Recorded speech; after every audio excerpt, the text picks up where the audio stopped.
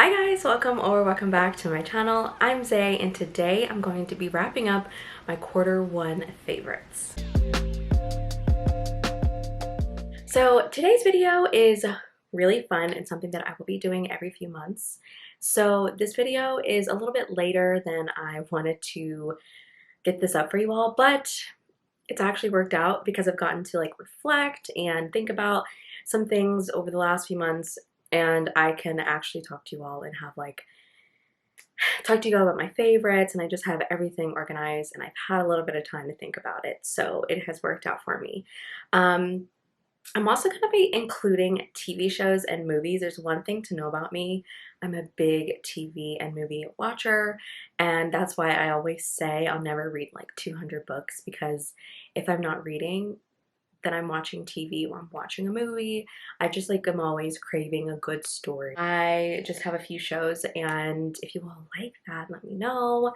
I could talk about everything that I've watched, but I'm just talking about my favorites. If you all are interested, let me know. I'm gonna talk about some stats, and I have my laptop over here, so I'm gonna turn over here.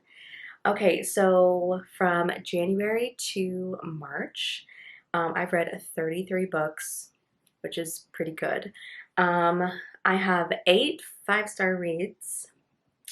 I've read 14 arcs. Now, I'm also part of the Penguin Random House influencer program. I get early, so in their ALCs, advanced listener copies, so I'm counting those books as well. I've listened to 28 audiobooks, so that's really like how I read these days. Struggling a lot with physical reading, and even just reading on my ebook has been a struggle for me too. So struggling with my ebook. Reading on my Kindle has been a struggle for me as well. So 28 audiobooks. And then I've read 19 new romance releases, which we will talk about. I'm not going to go into depth about these books. I'm just more so reflecting. So if you want to see more, I recommend going and watching some of my wrap-ups and things where I do more in-depth reviews.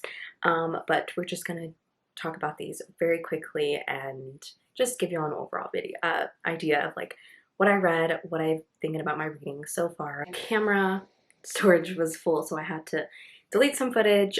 I delete some stuff, so if the angle is a little bit different, it is because of that. I tell you all the 5-star books that I read from January to March. Now I'm gonna be honest, a couple of these, I'm like, I don't know if that's like a 5-star read. I don't know, but I'm sticking by my 5-star ratings for now. Anyway, okay, so the first book that I gave 5 stars to, that's actually a 6-star read, and if you guys don't know, I do give 6 stars, and there's only a couple books that are 6-star reads, so I forgot to mention that. But yeah, I do give 6-star reads sometimes. It's rare, I don't give a lot of 6 stars, but sometimes a book is just like above a 5-star, and sometimes in that moment, I read a book and I'm like, this was a 5-star read, but not really. Like, it was just, I read it at the right time. It just connected with me at the time, but this is not an all-time favorite. And so that was happening a lot with me, and I was like, so what makes this like a 6-star read for me? And those are the books that are just like transcend 5-star reads for me. Like, they're new all-time favorite books. First book was Six Scorched Roses, which I actually gave 6 stars. This is a novella in the Nyaxia series. I really love this one so much. I actually liked this more than the first book in the series, but if I'm honest, it's been a while since I read the first book, and for me to continue on with the duet, I need to reread it. But I love this so much. I really enjoy Krista Broadbent's writing. This is a paranormal romance, vampire romance. I loved it. This is like, it was really, really lush, really beautiful writing, and I was just so intrigued by the story, and I could not get enough of it. And the audiobook is absolutely fantastic. It's amazing on audio. Just an amazing story, an amazing novella. I wanted more, and from my understanding, these characters kind of pop up. I guess it would be in the second book, so I'm very excited to continue. Like I said, I need to read the first book over again. I need to reread it because I want to continue, but it's been so long. So anyway, this was amazing. Krista Broadbent is a fantastic fantasy author. So next I read Take My Hand by McKay Marie. I don't have my physical copy yet, but this is the second book in the Whisper Me Nothing series. I should have known that. That is the name of the band. Listen, if you all have not read this series yet, that I highly recommend. The first book is Take You Down, and the second book is Take My Hand, and following Hayden and Carter, which you meet both of these characters in this book, so I was really excited. But this series is following a band, okay, a rock star band, and each band member is getting their own book.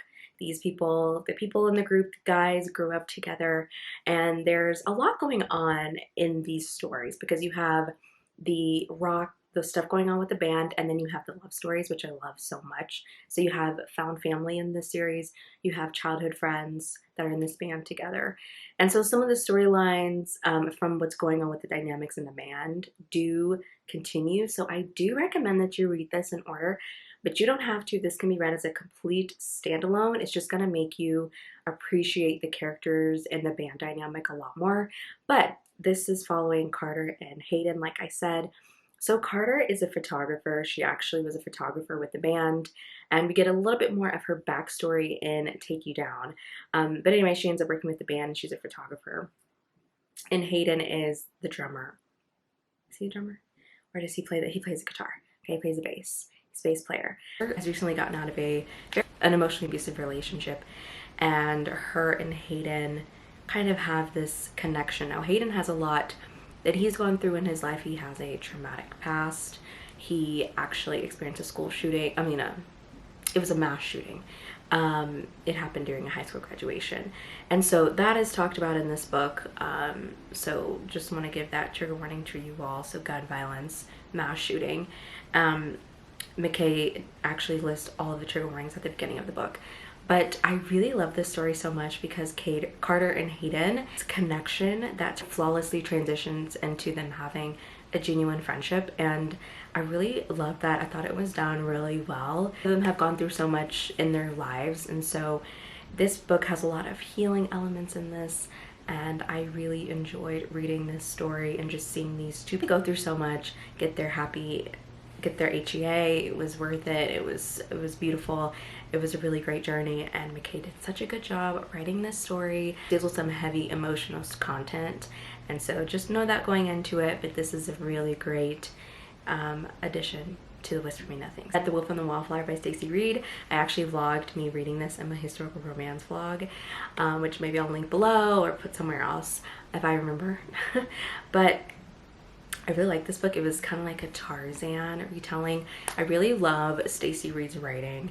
I just think her books read kind of like fairy tales. She's just such a beautiful writer, and I really enjoyed this. It was unique. It was fun. It was kind of had this bonkers plot experience reading this book. So if you want to get my in-depth thoughts, then I recommend going and watching that vlog, but this was an absolute 5-star book for me. I read Loving Romeo by Laura Pavlov. This is the first book in her Magnolia Fall series, and this is a sports romance. We have the good girl, bad boy, it's a small town. Not really enemies to lovers, it's kind of one-sided, okay? But I really love this book. It was a really great first book in the series. I was nervous to read this one because I haven't loved the first books in Laura Pavlov's series. It kind of seems like she starts off kind of rough, but then she gets better and better with each book. And her previous Cottonwood Cove series is amazing. It kind of connects to the Cottonwood Cove series, but you don't have to read Cottonwood Cove to read this one. I really like this dynamic between our characters, and I thought the good boy, I was kind of nervous about the good boy, good girl kind of trope because this is an adult romance, but I got it. It was good. I really liked it. Romance was sweet, but it also had a lot of heart, and it had a lot of everything that I really like, and I think it was done very well. This also has an amazing found family aspect between the hero and his friends, and all the guys are getting their own books.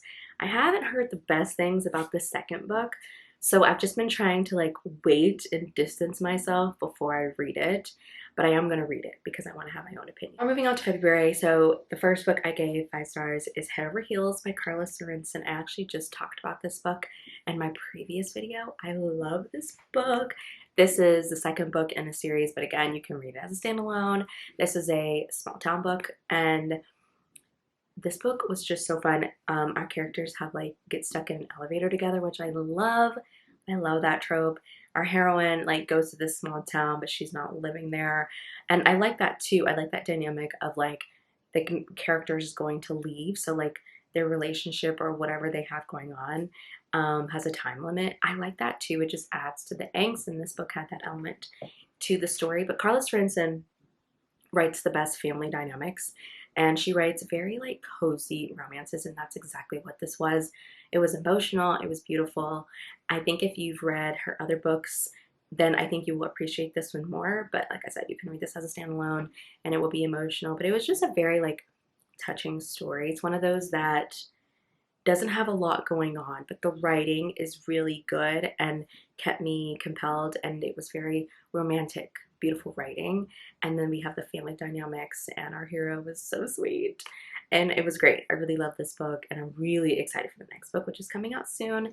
I think it's going to be really good, but I really, really love Head Over Heels. I'm not surprised. I love Carla Stevenson. I have Ashes of You by Catherine Cowles. This is the last book in the Lost and Found series. I love this series. I think this is such a strong series, such a strong romantic suspense series.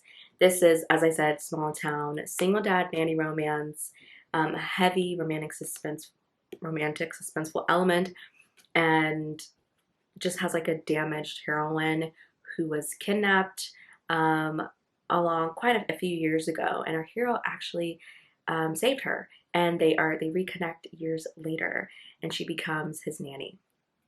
Sorry, I got distracted. I was looking over here. It was such a really beautiful book. I think that kind of nailed her formula, and I like that. She's just like a dependable writer. I think her writing is really great. I think her prologue, she's the queen of prologues. She sucks you in, and she does such a good job of that. They keep me on the edge of, like, I'm just like, what is happening? What's going on? And then she kind of unfolds the story. I really like that. The heroine is always in some kind of trouble, and the hero has to protect her. Again, I love that. I'm never going to get tired of it. There's always really good romance with the balance of the suspense.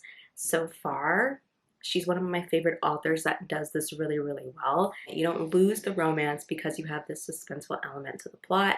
There's always someone that's going to get kidnapped. This one was great. This one had a few like twists and turns that I enjoyed. Really good character development with both of our characters. And I love single dad nanny romances because I love when the nanny, the heroine, connects with the kids or the hero, whoever it is. I just love that, and they become like a family. I love it, and this is such a great payoff. Now you can absolutely read this one as a standalone if you haven't read the series, but again, much better payoff if you read all the books, and I highly recommend all the books in the series. Bride by Ali Hazelwood. I cannot remember if I gave this book 6 stars or not. But when I tell y'all, this book just snuck up on me, and it seems like it snuck up on a lot of us because I don't think a lot of us were prepared to love this book as much as we did. But Ali is so flippin' talented. Like, I don't always vibe well with rom-coms or books that are funny, like the humor. I have just a specific type of humor that I like, and Ali's works for me. It's kind of crazy, and at some points I feel like we kind of lose, like, I think things kind of get out of control sometimes with her books. It kind of seems like things are like haywire, but that's just like a part of her humor. And again, she's also an author that I think has nailed down her formula. She really has her own voice as an author, which I think is really unique because, you know, the romance genre is kind of oversaturated, but I don't mean that in a bad way. I hope romance continues to take over, but it can just be hard to find authors to compare it to.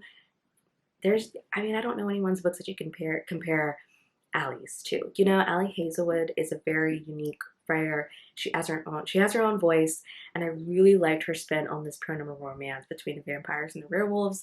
She really made it her own, and it was nostalgic, like how Ali Hazelwood made this modern but nostalgic. It was fun, and it seems like this was an introduction to Omegaverse for a lot of people like me. I haven't read Omegaverse, and I'm not really that interested in it, but I really love this book. It was just charming and sweet and funny and unique, and I enjoyed this so much. I want to reread this book so I can tab it and annotate it because that's how much I loved it.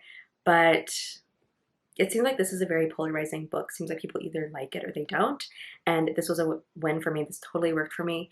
I listened to it on audio. Teresa Plummer is a really great narrator. And I think the audiobook did a really good job of bringing these characters to life and everything as well. This was just going to be a standalone book, but it's not. So I'm really excited for more. We have my 1 5-star in March which was a funny story. As you all know, March was not my best reading year.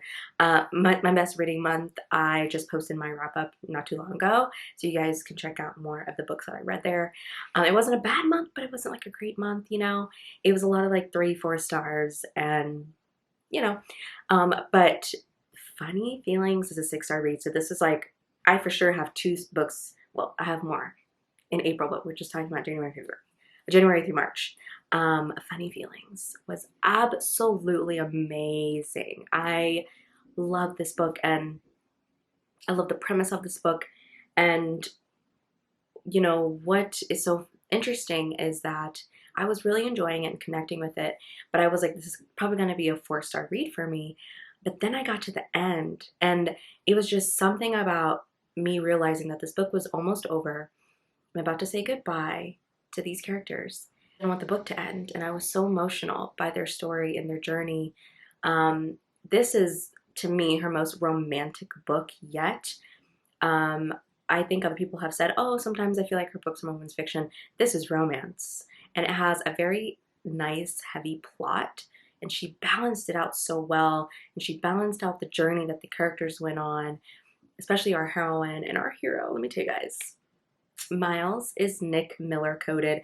I saw someone say that in a review, and I was like, yes, he really is. He is funny, but so funny, so hilarious. He's guarded, but when he starts opening up walls with Daphne, you just really get to see this man who has so many layers and so many feelings, and he just keeps it bottled up, and he kind of masks it, you know, by looking at this guy who's just like, he doesn't care about things, and like he doesn't, he's so layered.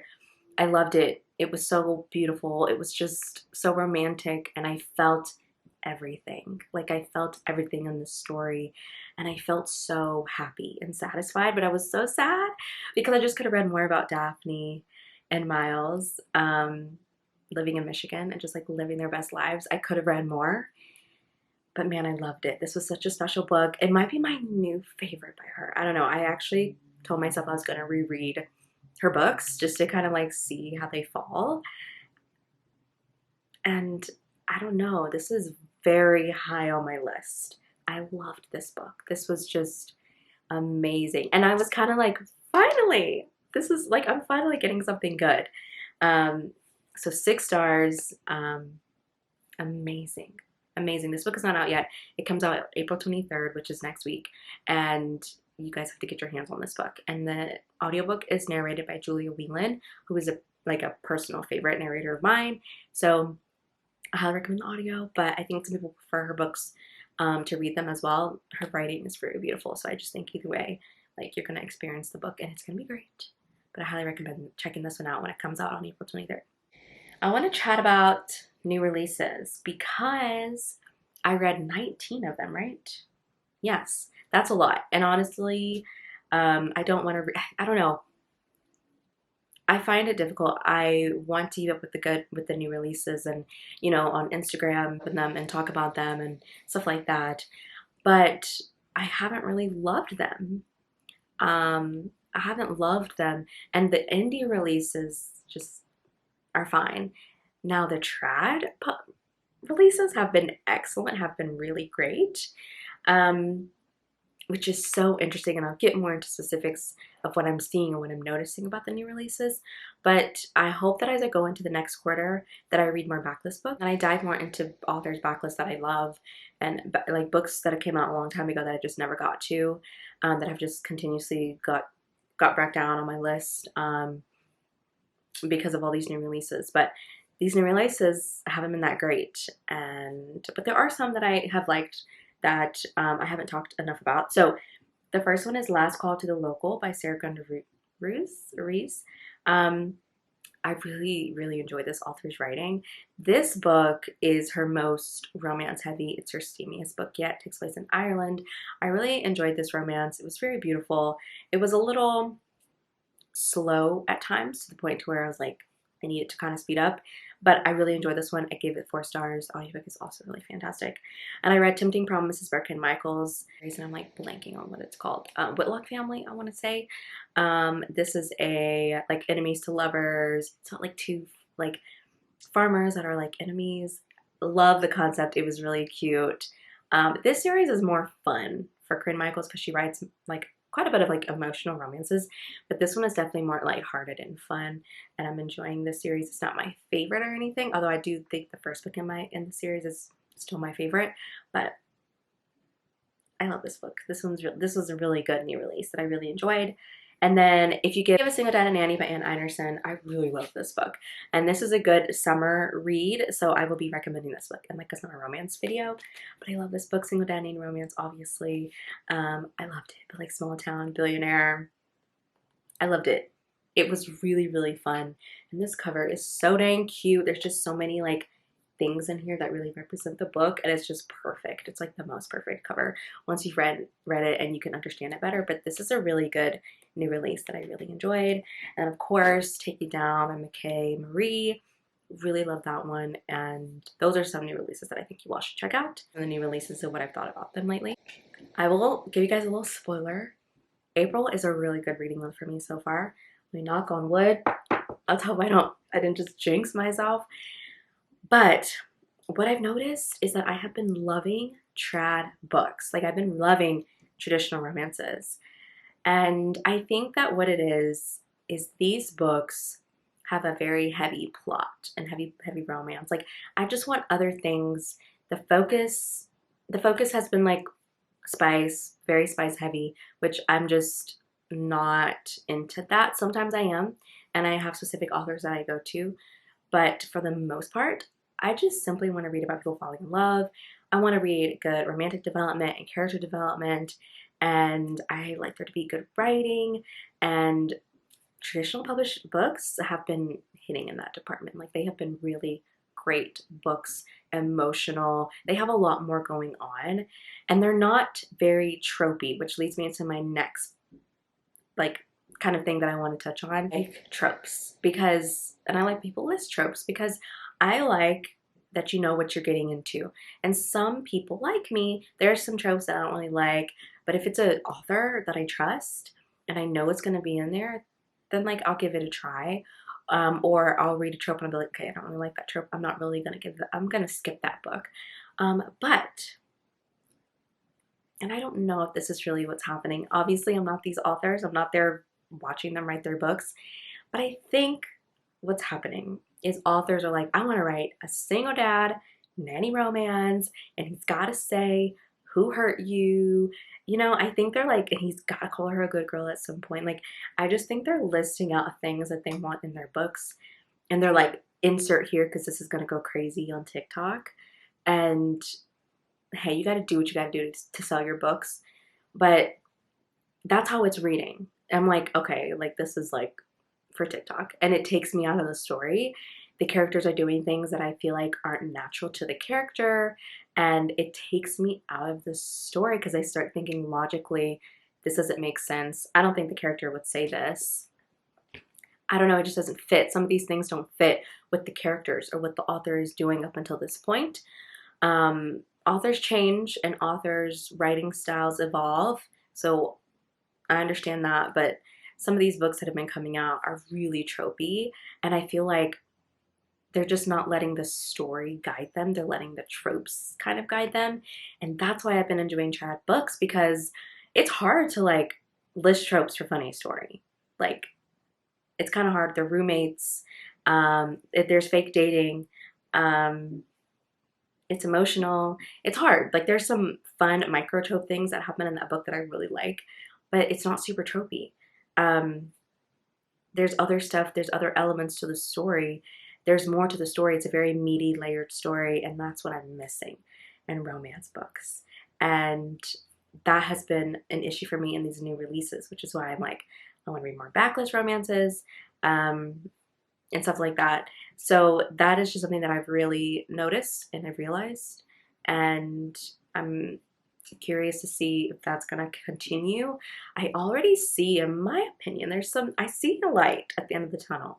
I think a lot of people like me have been complaining about how heavy, spice heavy these books are, and not enough romance. Of course we want steam or whatever, but we want romance. You know, that's what we're reading it for ultimately. And I'm missing that, and I have to say that I haven't seen like that so focused in a lot of these new releases. Um, so that's promising. But again, I've been reading a lot of trad, and the trad books aren't like that. They have like, they're very well balanced with all of those elements. And so at the same time, I really can't speak too much about it because again, I've been reading very heavily trad books. That's just like what I've been wanting to read and what I've been craving. I'm just craving like a good story, just like a good romance. Like I said, I just simply want to read about people falling in love. That's it. That's it. That's all I want to read. So, um, I've noticed small town is still dominating, like to the point to where it's really hard to find any other contemporary romance that's not small town. Pretty much every book is small town, and some are like more small town, and some are just contemporary and they take place in a small town. I don't know if you guys understand the difference, but there's a little bit of a difference. Like there are some books that I would recommend to non-small town romance readers. And then there are some that I would think, okay, this is very small towny. I don't know, that makes sense. Still seeing some cowboy romances. That's really fun. I don't mind that. Sports, I think sports romances are taking over as well. So those are the main two subgenres in romance that I've seen. Lots of single dad, which I like. I'm not complaining about that. A lot of single parent, lots of small town and romantic suspense. Those are like two kind of subgenres that I'm seeing people put in their small town, and I think that's so interesting. So that's very, very popular right now. And yeah, that's kind of like some of the trends and things that I'm noticing with these new releases. So we'll see if anything happens in the next few months that changes that. I don't think so. We'll see. So now moving in to the section where I talk about books that I predicted that would be 5 stars. I'll link my video down below where I talked about the books where I was predicting books that would be 5 stars. I'll have another video coming up really soon on my next 5-star predictions for April through June. I know we're like a good way into April. I forgot about that video, and then I was writing down the stuff for this video, my categories, and I was like, I forgot. So we're gonna just briefly go through these. So these are all the books that I predicted to be 5 stars. Again, I have a whole video talking about it. Bride. I think this is a 5-star. This is a 5-star for me because I really enjoy this author's writing, but this was like so much fun, different, just such an intriguing story that I really liked. The story was addictive. There's a mystery element that I was intrigued by and I thought was very well done. So this was just a great book for me, and honestly surprised me that it was 5 stars, but after reading Love Theoretically and loving it, I was hoping that this would be another 5-star, but this was still very surprising. Valentine, but Jonah Darling, this was not a 5-star for me. This is a 4-star, but honestly, it's more like a 3.5 or 2.5 and around. This is a sapphic, dark romance Medusa retelling, and again, I think this is one of those books that maybe like kind of trope heavy, and obviously this is a retelling, which I think she did a very good job. With the dark academia vibes were there. Sapphic love. I want more sapphic romances that are like emotional and intense and kind of gritty. But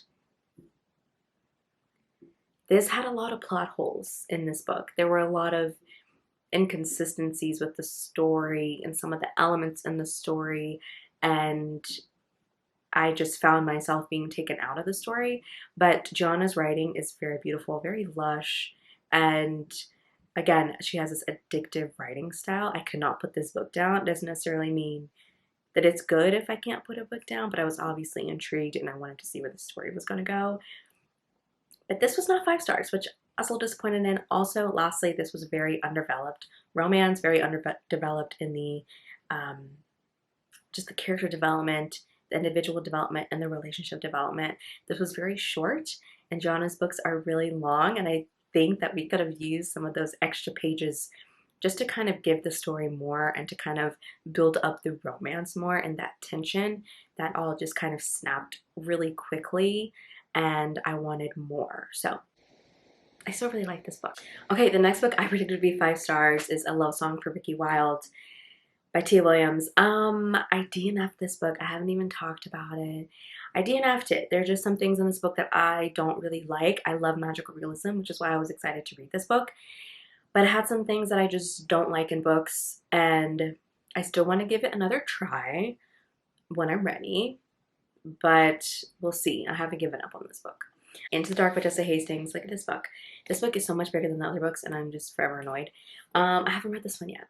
I'm scared to read it. First of all, it is huge, but third of all, I'm sad. Like, I don't want BJ and Magnolia's story to be over, so I'm taking my sweet time.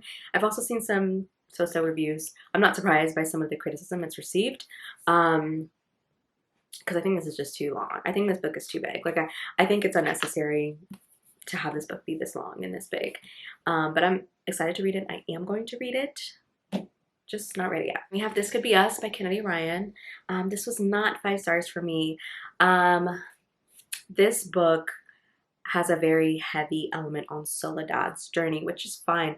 I really like books that have that element to the stories, but this lacked, like, I feel like that part of the story took away from the romance, and ultimately this is marketed as a romance for me.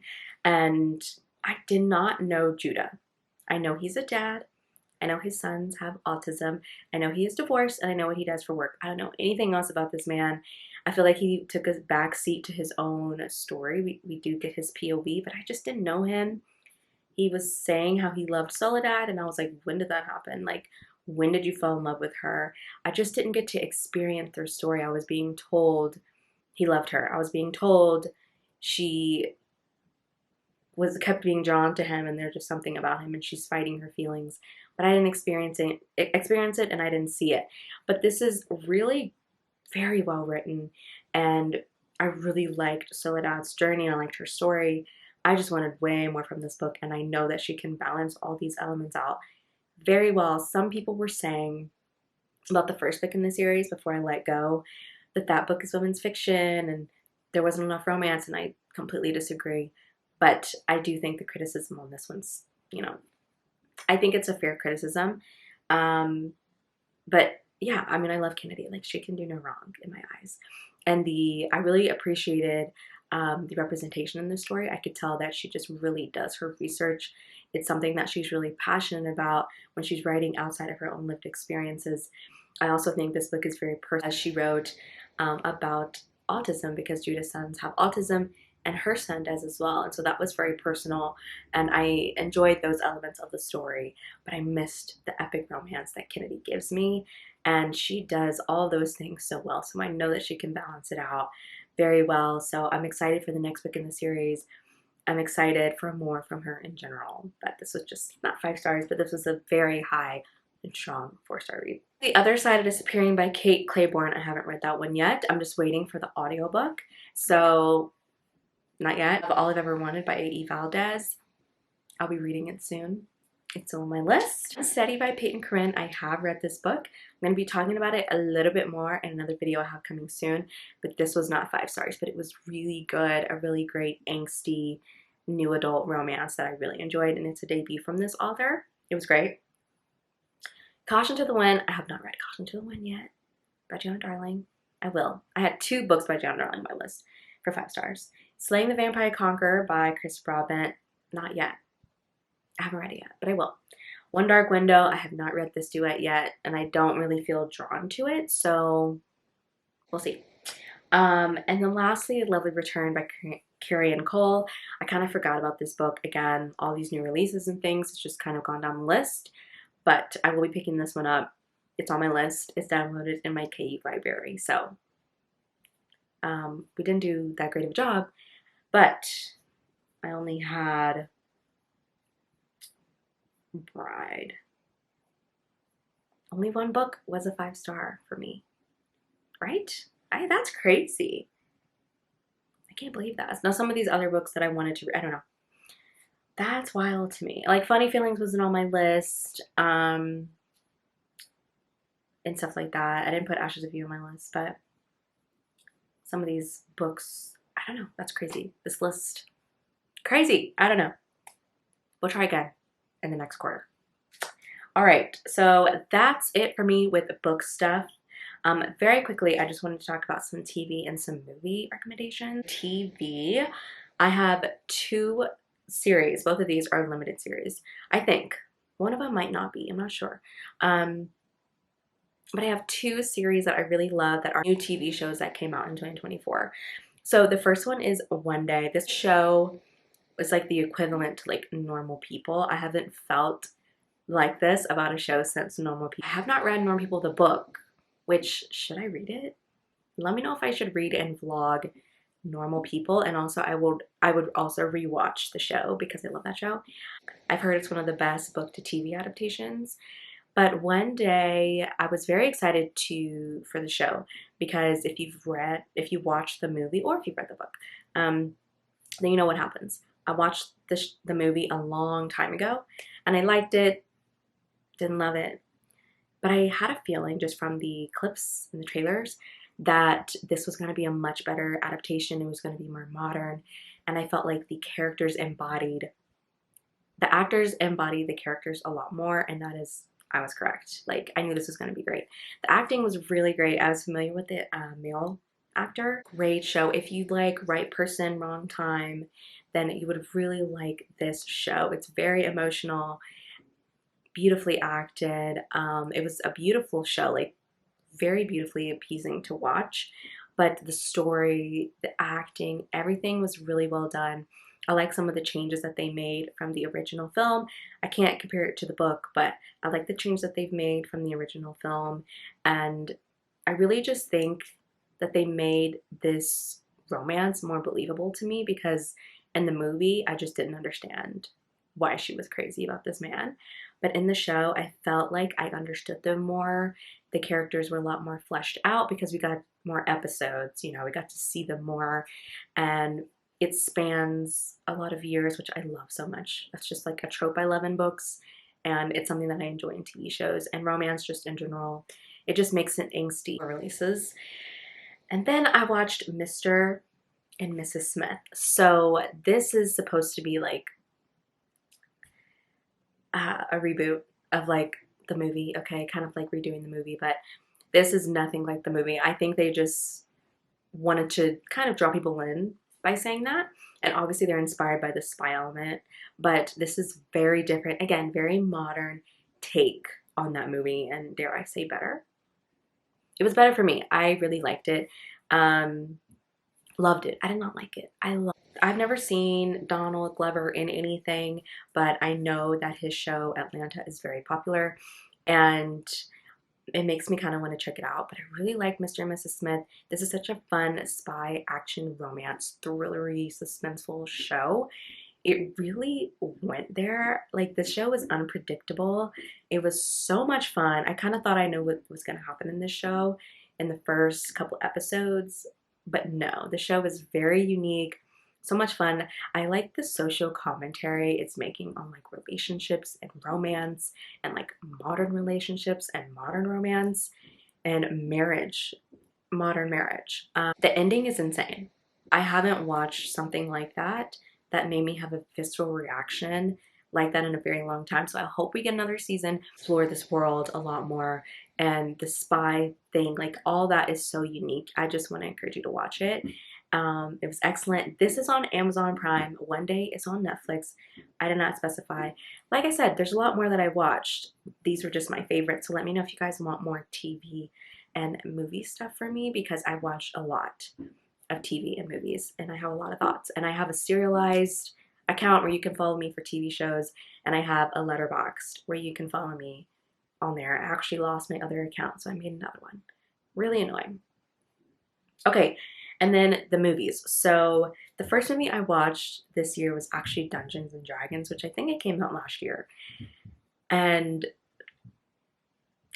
this movie was amazing. Like, wild. I'm really enjoying like these like video games being adapted into TV and movies.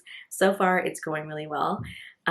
Last year was The Last of Us. This year is this one. There's another one that came out recently that's a video game to TV adaptation. Maybe I'll talk about it in my next round of quarter favorites. But this was so much fun. It had a very compelling story. It had a great action sequences, but it was funny, and it was just all balanced beautifully. I loved it. I was invested. I cried. This was great. I really, really enjoyed this, and very surprised by how much I enjoyed it. This is really great. Okay, then I watched Upgraded, which I'm pretty sure I watched Dungeons and Dragons on Peacock. I don't know if it's still available on there. A lot of the times, the movies are just on there for a limited time, and I watched it in January, so I'm not sure if it's still on Peacock, but maybe you can check. And then I watched Upgraded, which has Camila Mendes in it. This movie was giving The Devil Wears Prada. It's not so much as a rom-com as it's being marketed as. It is, but like not really. But it has a very like Devil Wears Prada kind of setup, and I loved it. And I just want more rom-coms. Okay, so give me rom-coms, and I'm gonna watch it. Although I did DNF a movie that came out on Hulu. That was a rom-com, so maybe not. But this is on Prime. Prime is really killing it with like a lot of their content. But I loved it. And then we have Anyone But You. This is coming out soon. I think it's like April 23rd. It'll be on Netflix. So you all can watch. Honestly, I didn't know what to make of this movie. Like, I didn't know if I was gonna like it. I actually don't really love Sydney Sweeney. I haven't finished the other show that she's on with Zendaya, and then I did watch her in White Lotus, and I thought she was fine. I felt like she was just talking and not really acting, so I feel like I didn't know what to make of her. But Glenn Powell is in another one of my favorite modern rom-coms called Set It Up, which is absolutely fantastic. But he's been in some really great movies, so I was excited to see it, and it was hyped, and everyone was talking about how amazing it was.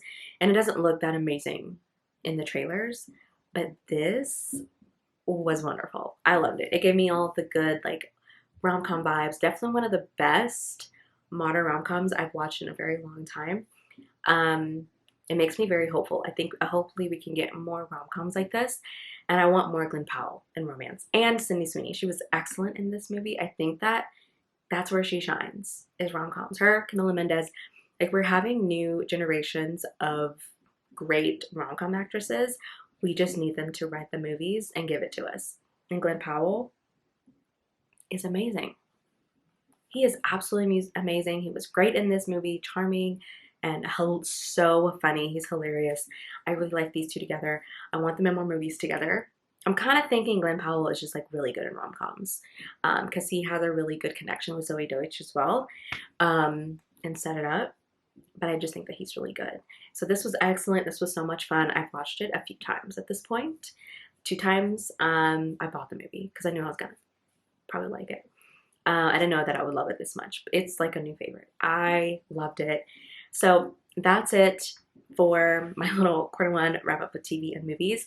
Again, let me know if you guys want any more TV and movie kind of wrap up and content, because it's fun for me to do because I like love watching TV and movies so much, and I do want to sprinkle it in with some of these things, which I can do. But anyway, all right, well that's it.